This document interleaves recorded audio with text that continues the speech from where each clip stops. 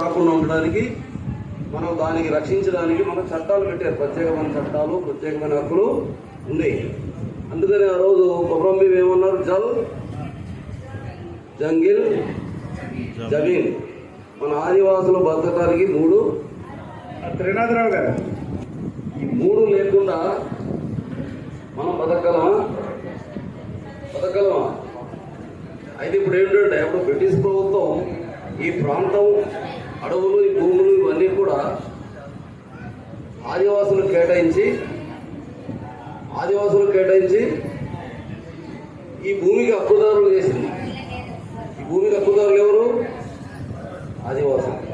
5వ షెడ్యూల్ ప్రాంతంలో ఉన్న భూమి మీద భూమికి యజమానులు, హక్కుదారులు ఎవరు? ఆదివాసులు. కాబట్టి ఈ ప్రాంతం ఎవరిది? ఈ ప్రాంతం ఆదివాసులది కదా.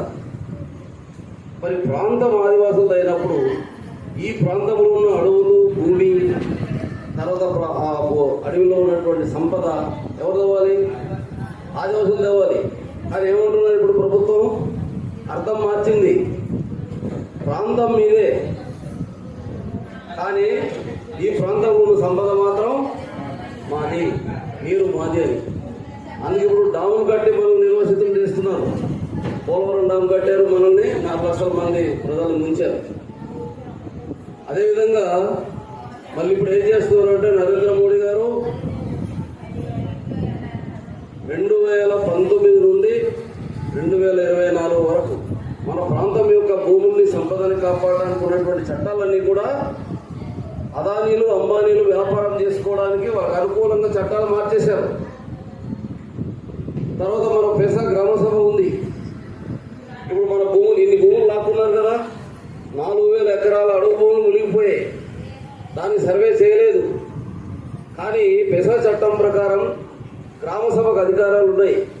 గ్రామ సభ ఆమోదంతో అడవి భూములైనా, మిగతా పట్టా భూములైనా ప్రభుత్వం తీసుకోవాలి. కానీ గ్రామ సభ ఆమోదం ఉన్నదా? 4000 ఎకరాల అడవులు పోయాయి కదా, అందులో జీడి తోటలు ఉన్నాయి కదా. ఆ జీడి మొక్కలు ఎవరు ఇచ్చారు? ఐటీడీఏ వాళ్ళు ఇచ్చారు.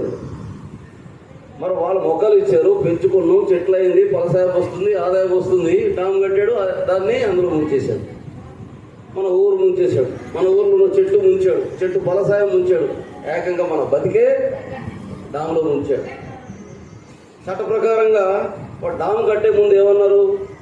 చట్ట ప్రకారంగా ఏంటంటే, మన కల్చర్, ఆదివాసుల తాలూకా జీవన విధానం ఎలా ఉంది, సంస్కృతి ఎలా ఉంది, వాళ్ళు ఏ విధంగా జీవించేవారు, దేని మీద ఆధారపడి బతుకుతున్నారు, ఇవన్నీ కూడా వాళ్ళ సదుపాయం